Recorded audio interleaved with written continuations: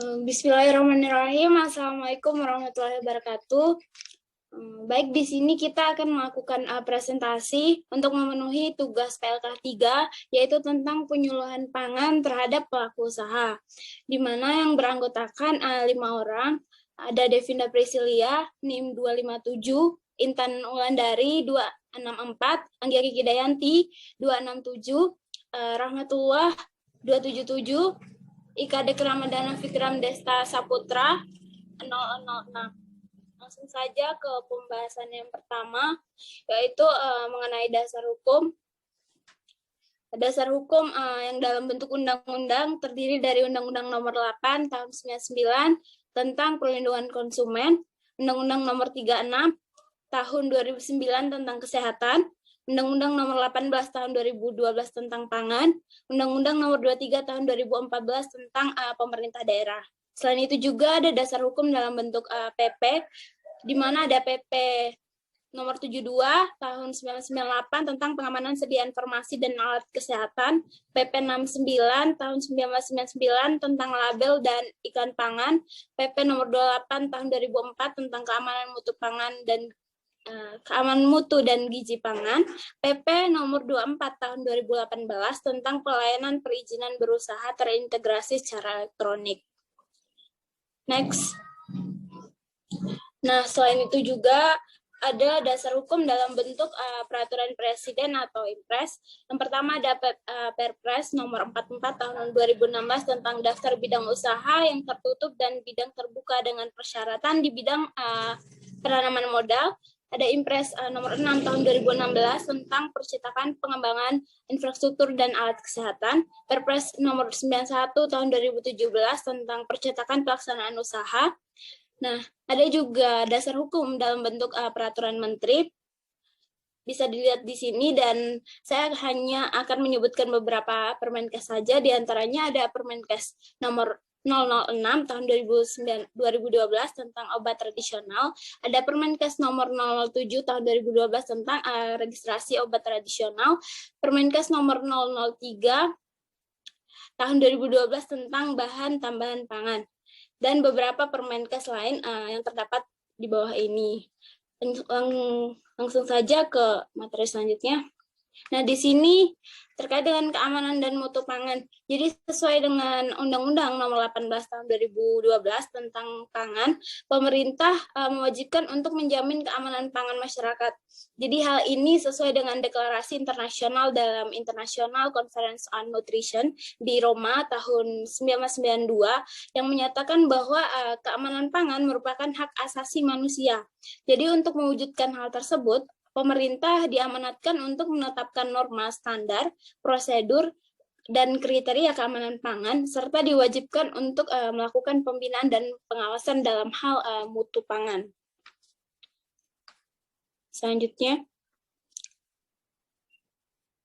Nah, mengenai pelaksanaan kegiatan pengawasan dan mutu pangan ini sendiri, itu di pusat dan daerah secara garis besar diarahkan pada beberapa kegiatan. Yang pertama adalah koordinasi dan kelembagaan pangan, keamanan pangan segar.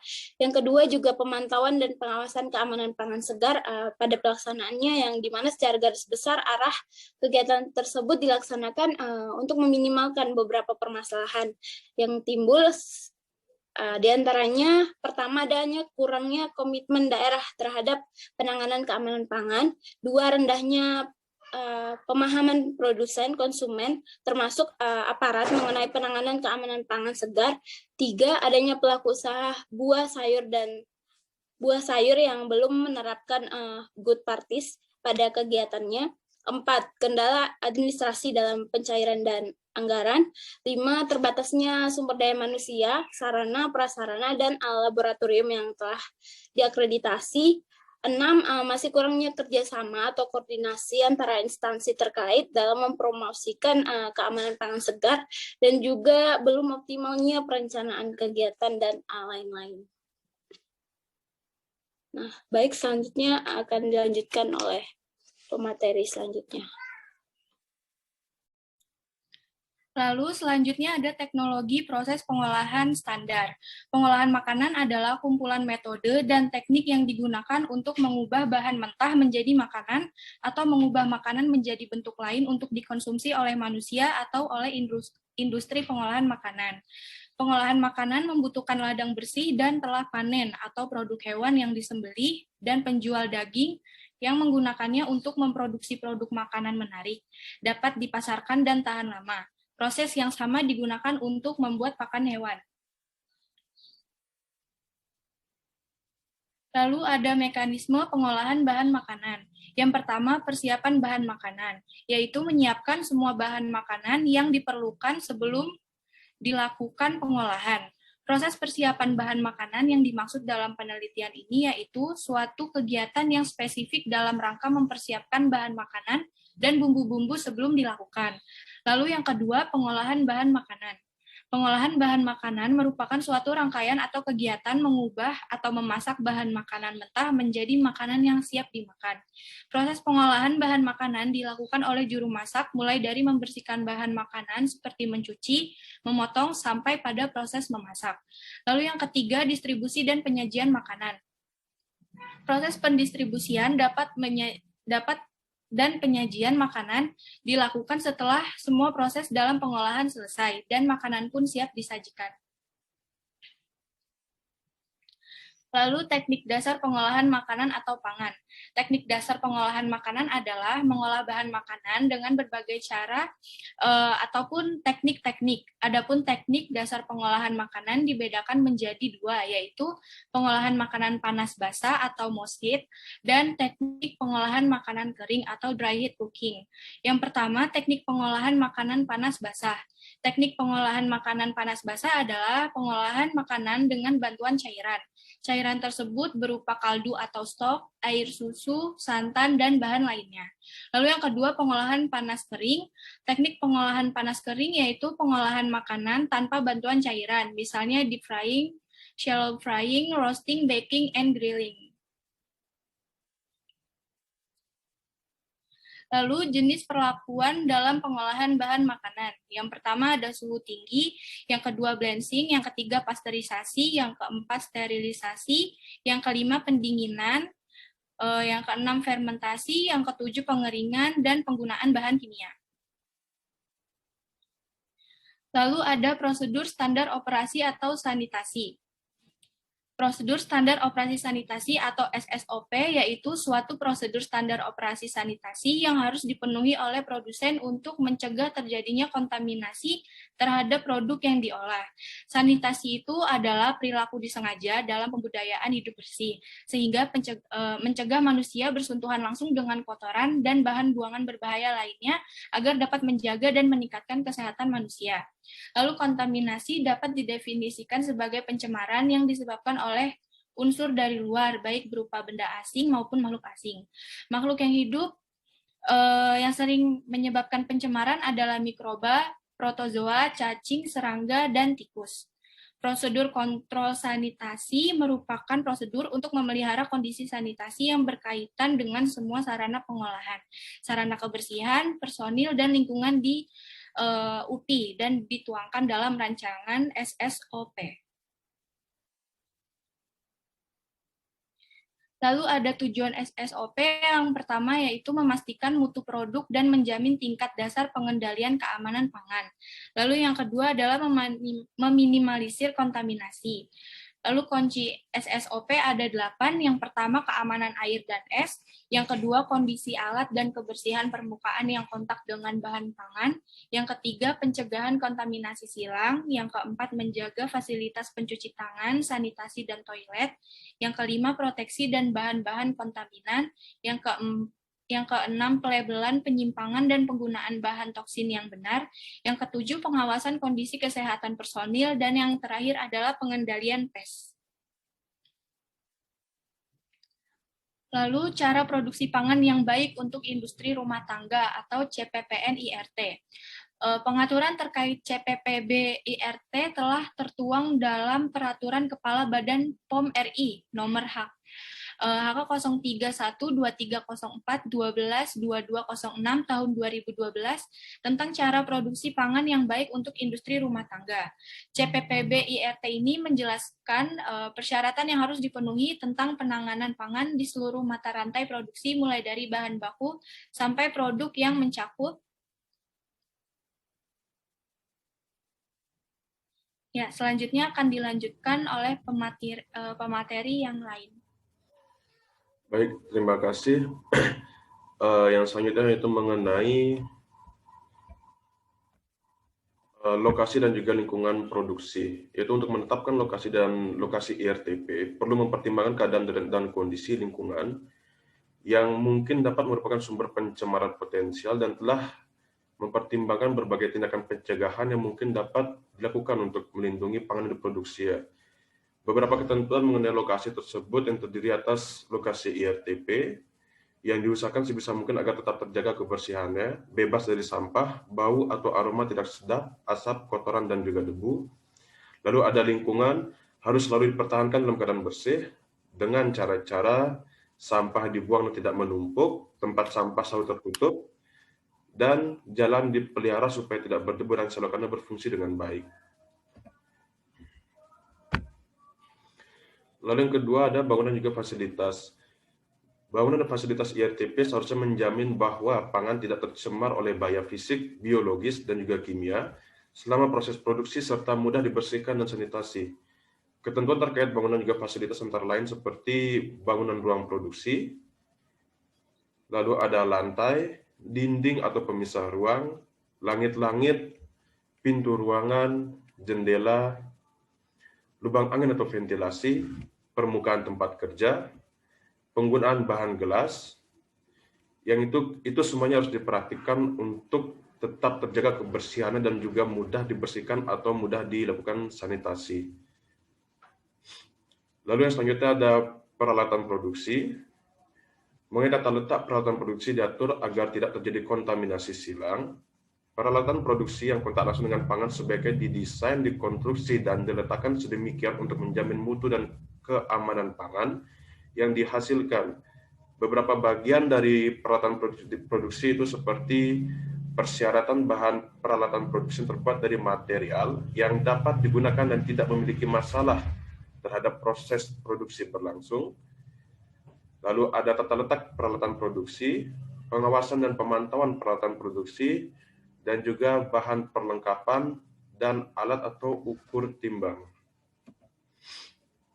Lalu selanjutnya ada suplai air atau sarana penyediaan air, yaitu sumber air bersih untuk proses produksi seharusnya cukup dan memenuhi persyaratan kualitas air bersih dan atau air minum.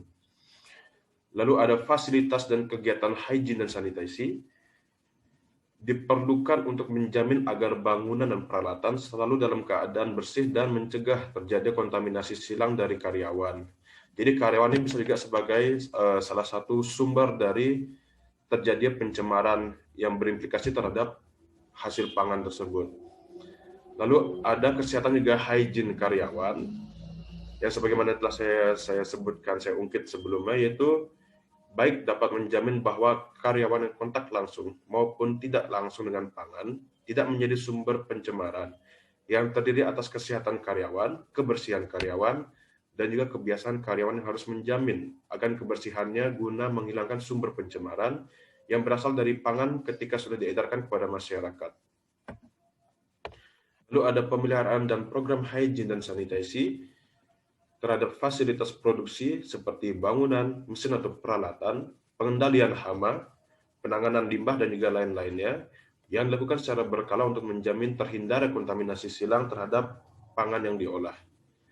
Lalu ada penyimpanan bahan yang digunakan dalam proses produksi seperti bahan baku, bahan penong atau BTP, dan produk akhir dilakukan dengan baik sehingga tidak mengakibatkan penurunan mutu dan juga keamanan pangan. Lalu ada pengendalian proses. Untuk menghasilkan produk yang bermutu dan aman, proses produksi harus dikendalikan dengan benar. Itu beberapa cara mengenai pengendalian proses itu seperti penetapan spesifikasi bahan, penetapan komposisi dan formulasi bahan, penetapan cara produksi yang baku, penetapan jenis, ukuran, dan spesifikasi kemasan, dan penetapan mengenai keterangan lengkap tentang produk yang akan dihasilkan, termasuk nama produk, tanggal produksi, juga tanggal kadaluarsa. Lalu selanjutnya ada pelabelan pangan. Kemasan pangan (IRT) diberi label yang jelas dan informatif untuk memudahkan konsumen dalam memilih, menangani, menyimpan, mengolah, dan mengonsumsi pangan IRT, dan mengikuti ketentuan sebagaimana dalam PP Nomor 69 Tahun 1999 tentang label dan iklan pangan atau perubahannya, dan peraturan-peraturan terkait lainnya tentang label dan atau iklan pangan. Lalu ada pengawasan oleh penanggung jawab. Seseorang penanggung jawab diperlukan untuk mengawasi seluruh tahap proses produksi serta pengendaliannya untuk menjamin dihasilkannya produk pangan yang bermutu dan juga aman. Lalu ada penarikan produk. Penarikan produk pangan adalah tindakan menghentikan peredaran pangan karena diduga sebagai penyebab timbulnya penyakit atau keracunan, atau karena tidak memenuhi persyaratan atau peraturan perundang-undangan di bidang pangan. Lalu ada pencatatan dan juga dokumentasi yang diperlukan untuk memudahkan penelusuran masalah yang berkaitan dengan proses produksi dan distribusi, mencegah produk melampaui batas kadaluarsa, meningkatkan keefektifan sistem pengawasan pangan. Dan selanjutnya mengenai pelatihan karyawan, pimpinan dan juga karyawan IRTP harus memiliki setidaknya pengetahuan dasar mengenai prinsip-prinsip dan juga praktek mengenai hygiene dan sanitasi pangan, serta proses pengolahan pangan yang ditanganinya agar mampu mendeteksi risiko yang mungkin terjadi dan bila perlu mampu memperbaiki penyimpangan terjadi serta dapat memproduksi pangan yang bermutu dan aman. Nah, lalu terkait dengan BTP atau penggunaan bahan tambahan pangan, itu telah diatur di dalam Peraturan Pemerintah Nomor 86 Tahun 2019 tentang keamanan pangan. Bahan tambahan panganan atau BTP adalah bahan yang ditambahkan ke dalam pangan untuk mempengaruhi sifat atau bentuk pangan. Dalam pasal 9, terdapat golongan dikategorikan sebagai BTP yang diizinkan oleh pemerintah, yang terdiri atas seperti anti-buih, antioksidan, garam pengemulsi, pemanis, pengawet, pelapis, pengental, perisai, propelan, dan lain-lain, yang juga tertuang sebagaimana dalam Peraturan Kementerian Kesehatan Republik Indonesia Nomor 33 Tahun 2012 tentang bahan tambahan panganan. Lalu yang selanjutnya itu terkait dengan golongan BTP sendiri. Jadi antara Permenkes yang terdahulu yaitu Nomor 722 Tahun 1988 dengan Permenkes Nomor 33 Tahun 2012 itu mengalami beberapa perubahan, di mana Permenkes yang terbaru atau Nomor 33 Tahun 2012 telah menambah golongan BTP. Itu seperti adanya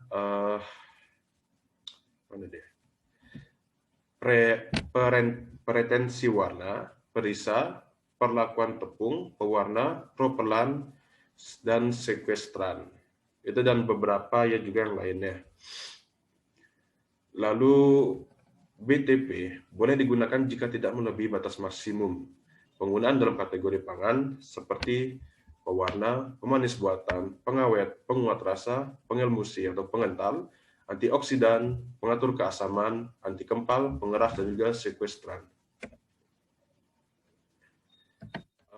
Terkait dengan pewarna itu memiliki fungsi untuk memberikan kesan menarik bagi konsumen, atau menyeragamkan warna makanan, atau menstabilkan warna, dan atau beberapa fungsi-fungsi yang lainnya. Berdasarkan Permenkes Nomor 33 Tahun 2012, ada 4 pewarna alami yang diizinkan. Yang pertama ada karamel, yang berwarna coklat dan merupakan hasil dari hidrolisis atau pemecahan karbohidrat, gula pasir, laktosa, dan juga sirup malt. Yang kedua ada beta-karoten, ketiga ada klorofil untuk warna hijau, dan yang terakhir adalah kurkumin. Itu untuk memberikan warna kuning pada masakan. Lalu ada pemanis buatan. Ciri khusus dari pemanis buatan itu sendiri adalah rasanya lebih manis, membantu mempertajam penerimaan terhadap rasa manis, dan harga yang lebih murah. Selain itu, pemanis buatan pada hakikatnya tidak mengandung kalori. Jadi sebenarnya cocok bagi mereka yang menderita penyakit gula atau diabetes. Lalu selanjutnya ada pengawet. Umumnya pengawet memiliki fungsi untuk mengawetkan makanan yang mudah rusak, menghambat atau memperlambat proses fermentasi, pengasaman atau penguraian disebabkan oleh mikroba, sehingga penggunaan akan pengawet tersebut harus tepat baik jenis maupun dosisnya. Itu beberapa jenis daripada pengawet itu seperti natrium atau kalium benzoat, propionat, nitrit, sorbat, dan sulfit. Baik, kita lanjut pada nomor 4, yaitu mengenai penguat rasa. Fungsi daripada penguat rasa itu adalah tidak untuk memperkuat rasa atau memodifikasi rasa yang ada dalam pangan. Umumnya, penguat rasa bersumber dari garam, fitsin atau asam glutamat yang kemudian menghantarkan sinyal-sinyal antar sel otak dan dapat memberikan cita rasa pada makanan. Lalu selanjutnya ada pengemulsi atau pengental. Fungsi dari BTP ini untuk memantapkan emulsi dari lemak dan juga air, produk tetap stabil, tidak meleleh, tidak terpisah antara bagian lemak dan air, mempunyai tekstur yang kompak, dan biasanya digunakan terhadap beberapa jenis makanan seperti es krim, jeli, sirup, dan semisal yang lainnya. Lalu selanjutnya ada antioksidan. Fungsi dari antioksidan sendiri itu yaitu untuk mencegah ketengikan atau timbulnya aroma tengik pada makanan yang dikarenakan oksidasi lemak dan produk yang mengandung lemak. Lalu ada pengatur keasaman yang berfungsi untuk memberikan tingkat rasa keasaman menjadi naik lebih basah atau malah dapat menetralkan suatu makanan. Beberapa jenis pengatur keasaman dan penggunaannya seperti aluminium, amonium atau kalium atau natrium sulfat yang umumnya terdapat pada soda kue. Lalu ada asam laktat untuk makanan pelengkap seperti pasta tomat, jeli, acar, ketimun dalam botol, dan juga lain-lain. Lalu ada asam sitrat untuk makanan pelengkap seperti coklat bubuk, makanan bayi kalengan, udang, kepiting, dan lain-lain. Dan yang terakhir ada kalium dan natrium bikarbonat. Umumnya digunakan pada coklat dan coklat bubuk, soda kue, dan atau makanan bayi. Lalu ada anti kempal, yaitu untuk mencegah mengempalnya suatu pangan yang ditambahkan ke dalam pangan dalam bentuk bubuk. Beberapa jenis anti kempal itu seperti aluminium silikat, kalsium aluminium silikat, kalsium silikat, magnesium karbonat, dan juga magnesium oksida. Lalu ada pengeras yang berfungsi untuk membuat makanan menjadi lebih keras atau mencegah makanan menjadi lebih lunak. Beberapa jenis pengeras seperti kalsium klorida yang digunakan pada buah kalengan, kalsium sulfat untuk irisan tomat kalengan juga apel dan sayuran kalengan, dan kalsium glukonat untuk mengeraskan buah-buahan dan sayuran dalam kaleng seperti irisan tomat kalengan, buah kalengan, jam maupun jeli, dan beberapa semisal makanan yang lainnya. Lalu ada sekuestran, merupakan bahan yang dapat mengikat ion logam. Fungsi itu sebagai pemantap warna dan tekstur makanan atau mencegah perubahan warna pada makanan. Biasanya digunakan terhadap produk kepiting kalengan, lemak dan minyak makan, jamur, udang beku, dan lain-lain. Beberapa produk dari sekuestran ini seperti isopropil sitrat, kalsium dinatrium edetat, dan Na atau K-gluconat.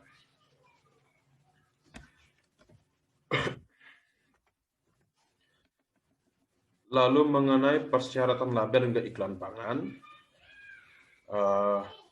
berdasarkan peraturan pemerintah nomor 69 tahun 99, pasal 1 angka 3, itu memiliki definisi bahwa label pangan adalah setiap keterangan mengenai pangan yang berbentuk gambar, tulisan, kombinasi keduanya, atau bentuk lain yang disertakan pada pangan, dimasukkan ke dalam pangan, ditempelkan pada, atau merupakan bagian pada kemasan pangan, yang selanjutnya dalam peraturan pemerintah ini disebut sebagai label. Setiap pelaku usaha pangan wajib mencantumkan label pada kemasannya.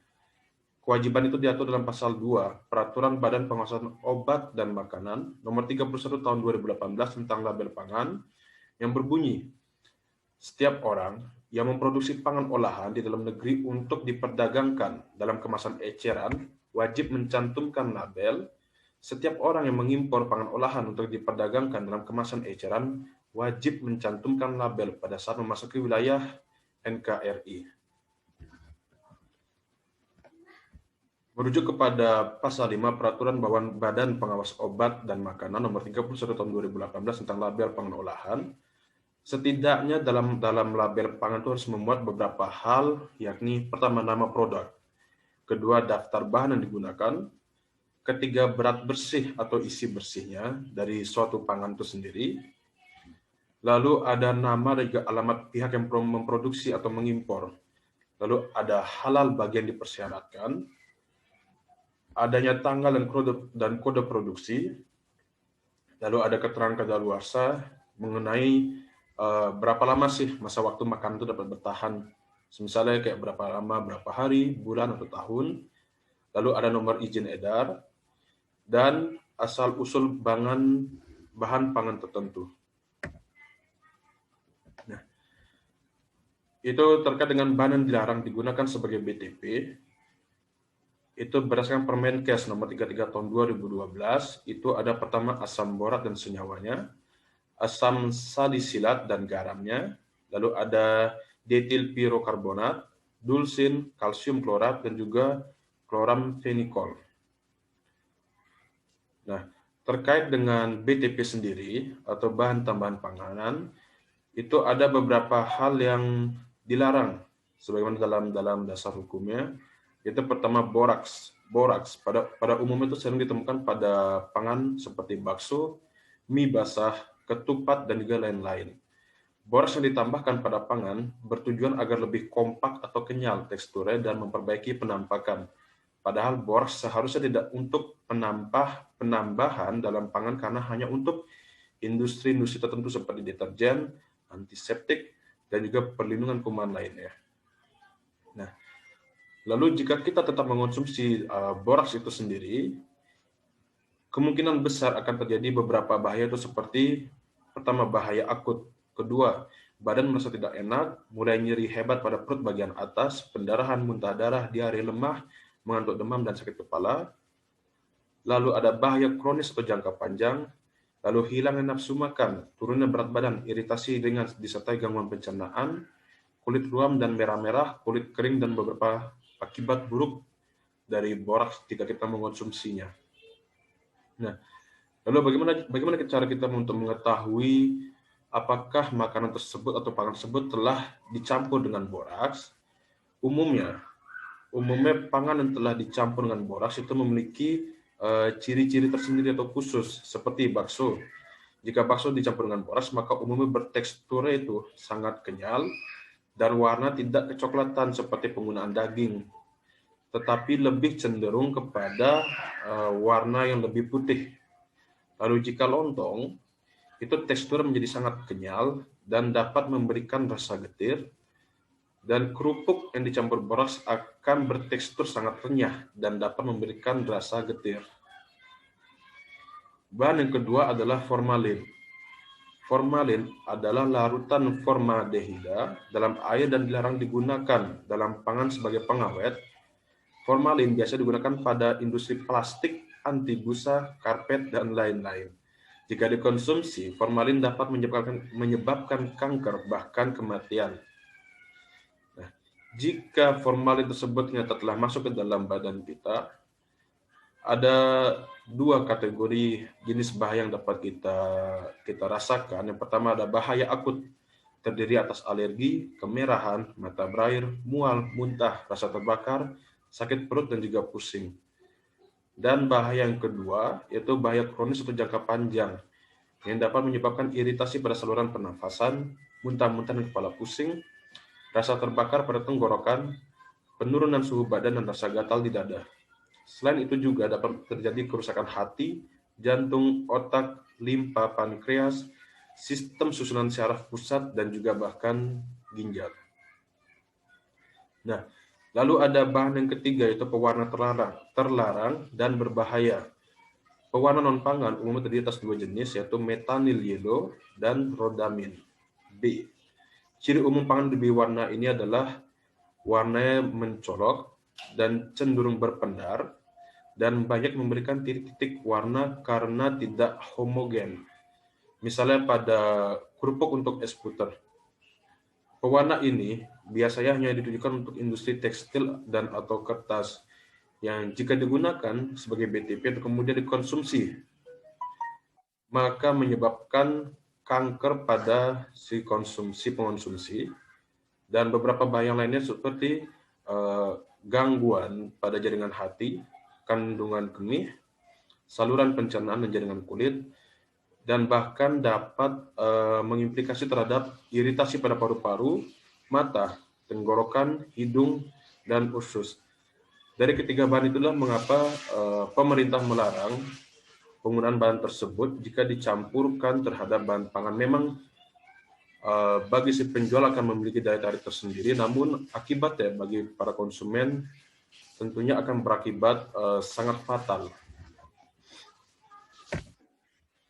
Lalu selanjutnya ada mengenai label pangan yang akan diteruskan oleh teman saya. Untuk waktu dan tempat saya persilahkan.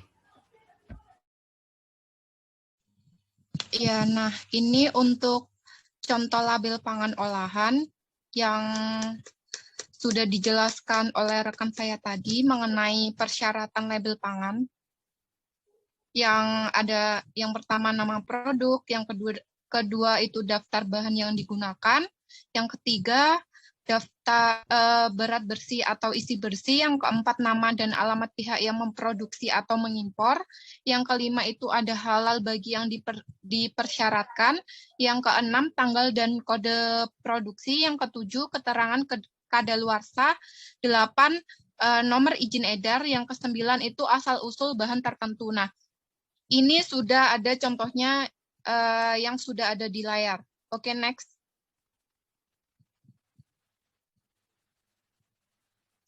Nah, untuk persyaratan iklan pangan, menurut Peraturan Pemerintah Nomor 69 Tahun 1999, Pasal 1 Angka 4, iklan pangan adalah setiap keterangan atau pernyataan mengenai pangan dalam bentuk gambar, tulisan, atau bentuk lain yang dilakukan dengan berbagai cara untuk pemasaran dan atau perdagangan pangan yang selanjutnya dalam peraturan pemerintah ini disebut iklan. Setiap iklan tentang pangan yang diperdagangkan wajib memuat keterangan mengenai pangan secara benar dan tidak menyesatkan, baik dalam bentuk gambar atau suara, pernyataan, dan atau bentuk apapun lainnya. Kemudian, setiap iklan itu mengenai pangan khususnya tidak boleh bertentangan dengan norma-norma kesusilaan dan ketertiban umum.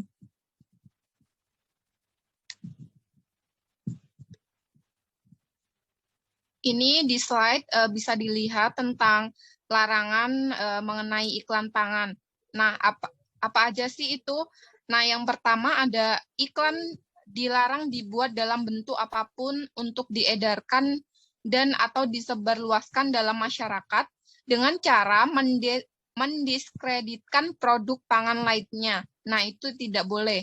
Yang kedua, iklan dilarang semata-mata menampilkan anak-anak berusia di bawah 5 tahun dalam bentuk apapun, kecuali apabila pangan tersebut diperuntukkan bagi anak-anak yang berusia di bawah 5 tahun.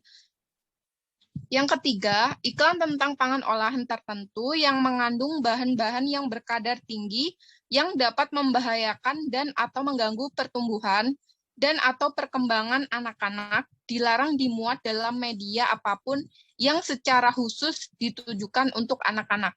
Yang keempat, iklan tentang pangan yang diperuntukkan bagi bayi yang berusia sampai dengan 1 tahun dilarang dimuat dalam media massa, kecuali dalam media cetak khusus tentang kesehatan setelah mendapat persetujuan Menteri Kesehatan, dan dalam iklan yang bersangkutan wajib memuat keterangan bahwa pangan yang bersangkutan bukan pengganti ASI. Selanjutnya mengenai label halal. Yang itu ada proses sertifikasinya. Langkah-langkahnya yang pertama itu setiap produsen yang mengajukan sertifikasi halal bagi produknya harus mengisi formulir, tentunya yang disediakan oleh LPPOM MUI. Ada 3 macam formulir yang dapat digunakan dalam pengajuan ini, masing-masing untuk makanan dan minuman olahan, usaha restoran, dan hewan potong. Yang kedua, surat pengajuan sertifikasi yang disampaikan ke LPPOM MUI harus dilampiri dengan sistem mutu, termasuk panduan mutu dan prosedur baku pelaksanaan yang telah disiapkan produsen sebelumnya.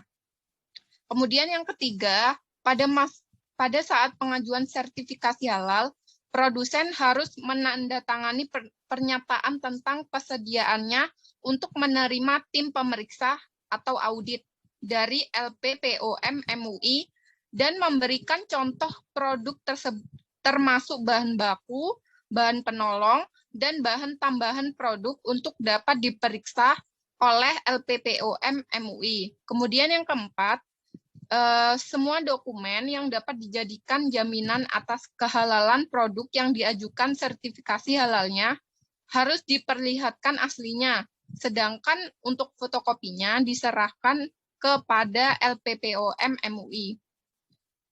Yang kelima, surat pengajuan sertifikasi halal dan formulir yang sudah diisi tersebut beserta seluruh lampirannya dikembalikan kepada LPPOM MUI. Yang keenam, LPPOM MUI akan memeriksa semua dokumen yang dilampirkan bersama surat pengajuan sertifikasi halal.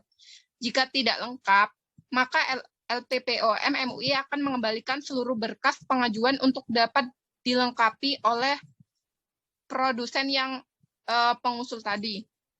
Yang ketujuh, pemeriksaan audit ke lokasi produsen akan dilakukan oleh LPPOM MUI segera setelah surat pengajuan sertifikasi halal beserta lampirannya dianggap sudah memenuhi persyaratan. Yang kedelapan, setelah hasil pemeriksaan dievaluasi dan telah memenuhi persyaratan halal, maka produsen yang bersangkutan selanjutnya akan diproses sertifikasi halalnya. Yang kesembilan, jika ada perubahan dalam penggunaan bahan baku, bahan penolong, atau bahan tambahan dalam proses produksinya, produsen diwajibkan segera melapor kepada LPPOM MUI untuk mendapatkan ketidakberatan menggunakannya. Selanjutnya. Nah, untuk masa berlakunya, itu yang pertama, sertifikat halal berlakunya selama 1 tahun saja, kecuali untuk daging impor sertifikasi halal hanya berlaku untuk setiap kali pengapalan. Yang kedua, 2 bulan sebelum berakhir masa berlakunya sertifikat tersebut, LPPOM MUI akan mengirim surat pemberitahuan kepada produsen yang bersangkutan. Yang ketiga, 1 bulan sebelum berakhirnya masa berlakunya sertifikat tersebut, produsen harus mendaftarkan kembali untuk mendapatkan sertifikat tahun berikutnya. Yang keempat, produsen yang tidak memperbaharui sertifikat halalnya tersebut, maka untuk tahun itu produsen tidak diizinkan lagi untuk menggunakan label halal berdasarkan sertifikat yang tidak berlaku dan akan diumumkan di berita berkala LPPOM MUI. Yang kelima, pada saat berakhir masa berlakunya sertifikat, produsen harus segera mengembalikan sertifikat halal yang dipegang kepada LPPOM MUI. Next. Nah, ini untuk tata cara pemeriksaan di lokasi produsen. Yang pertama,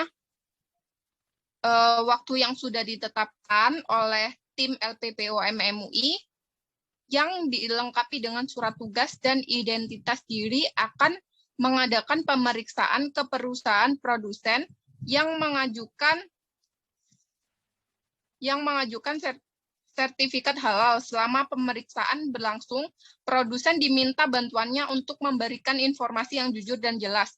Yang kedua, tim pemeriksa akan mengambil contoh secara acak untuk kemudian diuji di laboratorium. Yang ketiga, jika diperlukan, pemeriksaan dapat dilakukan sewaktu-waktu secara tiba-tiba. Next.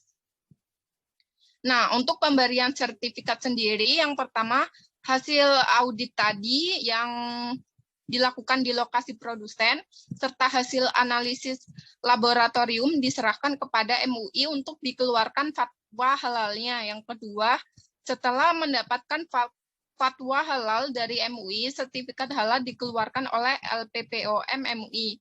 Yang ketiga, produsen yang mendapatkan sertifikat halal dapat mengambil sertifikatnya di LPPOM MUI setelah membayar seluruh biaya sertifikasi yang telah ditentukan sebelumnya. Untuk selanjutnya akan dijelaskan oleh teman saya. Ya, saya lanjutkan. Slide selanjutnya ada pengertian sertifikat halal, di mana terdapat 8 poin. Yang pertama, sertifikasi halal yang dikeluarkan oleh LPPOM MUI menyatakan kehalalan suatu produk sesuai dengan syariat Islam. Kedua, yang dimaksud dengan produk halal adalah produk yang memenuhi syarat kehalalan sesuai syariat Islam. Yang ketiga, sertifikat halal dapat digunakan untuk pembuatan label bagi produk yang bersangkutan. Penempelan label halal harus mengikuti peraturan dari Departemen Kesehatan. Yang keempat, pemegang sertifikat halal dari LPPOM MUI bertanggung jawab memelihara kehalalan produk yang diproduksinya, dan sertifikat ini tidak dapat dipindahtangankan. Yang kelima, sertifikat yang sudah berakhir masa berlakunya, termasuk fotokopinya, tidak boleh dipergunakan kembali atau dipasang untuk maksud-maksud tertentu. Yang keenam, jika sertifikat ini hilang, pemegang sertifikat harus segera melaporkannya ke LPPOM MUI. Yang ketujuh, sertifikat halal yang dikeluarkan LPPOM MUI adalah milik LPPOM MUI. Oleh sebab itu, jika karena sesuatu hal diminta kembali oleh LPPOM MUI, maka pemegang sertifikat wajib untuk menyerahkannya. Yang terakhir, keputusan LPPOM MUI yang didasarkan atas fatwa MUI tidak dapat diganggu-gugat. Selanjutnya, etika bisnis dan pengembangan jejaring bisnis IRTP.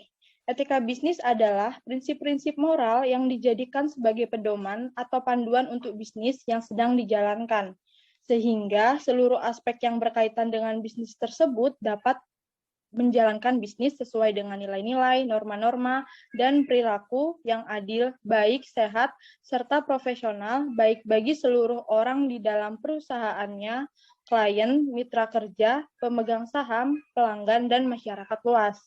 Kemudian, menurut Hanson, seorang pakar etika yang sangat terkenal dan juga merangkap sebagai Direktur Eksekutif di Markula Center for Applied Ethics, menyatakan pendapatnya tentang pengertian etika bisnis. Bagi Hanson, etika bisnis bukan sekedar seperangkat moral yang menjadi pedoman untuk sebuah bisnis. Namun, etika bisnis dapat menjadi sebuah studi tentang standar perilaku bisnis yang mempromosikan kesejahteraan manusia dan kebaikan. Selanjutnya, ada tujuan etika bisnis IRTP. Di sini ada 3 poin, salah satunya ialah memberikan kesadaran akan moral dan memberikan batasan kepada para pelaku bisnis, supaya dalam menjalankan bisnisnya dengan bersikap baik, sehingga tidak berperilaku yang dapat merugikan banyak pihak yang ada hubungannya dengan IRTP tersebut. Jadi, etika bisnis dapat mengatur dan mengarahkan para pelaku usaha IRTP untuk mewujudkan manajemen maupun citra yang baik dalam berbisnis, sehingga bisnis tersebut dapat diikuti oleh semua yang mempercayai adanya bahwa bisnis itu memiliki etika yang baik. Yang ketiga, dengan adanya etika bisnis, maka kegiatan bisnis dapat jauh dari citra buruk, licik, dan penuh dengan penipuan.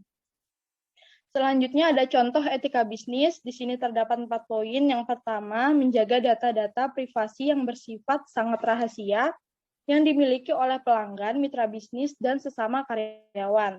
Yang kedua, memenuhi permintaan pelanggan dan mitra bisnis yang telah disepakati dalam perjanjian kerja atau kontrak. Yang ketiga, bersikap sopan dan baik terhadap orang-orang yang terlibat dengan bisnis seperti pelanggan, mitra bisnis, karyawan, dan publik, serta yang terakhir tidak merusak alam dan lingkungan sekitar sesuai dengan perjanjian hukum yang telah disepakati. Maksud dari nomor 4 itu seperti produk IRTP yang menggunakan bahan olahan dari ikan, misalkan duri dan kepala ikan tidak dibuang sembarangan ke sungai atau tidak dibiarkan begitu saja di lingkungan sekitar tempat produksi IRTP tersebut. Begitupun dengan olahan-olahan lainnya tidak boleh seperti itu. Next.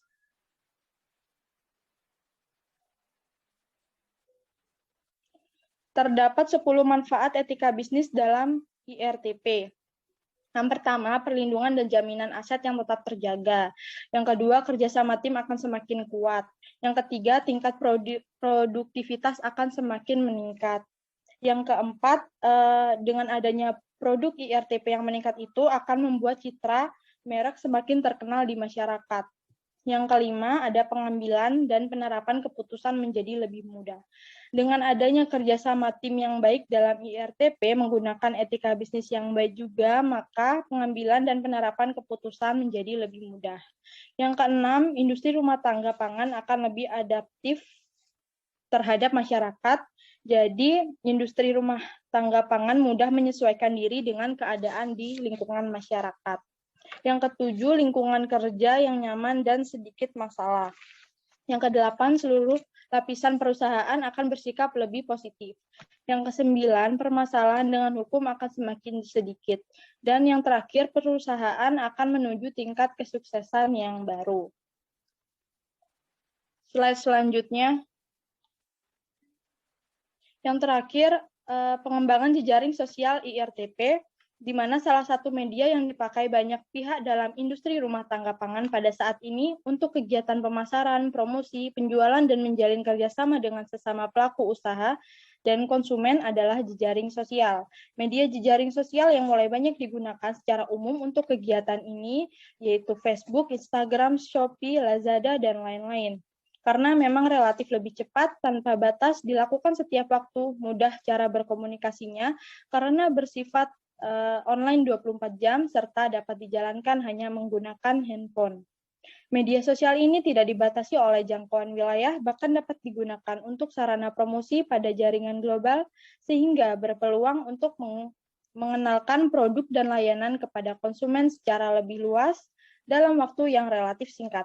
Banyaknya konsumen yang merasakan manfaat dari media sosial untuk memberikan informasi membuat konsumen lebih percaya pada rekomendasi online dibanding iklan promosi umum seperti brosur, katalog, spanduk, dan lain-lain.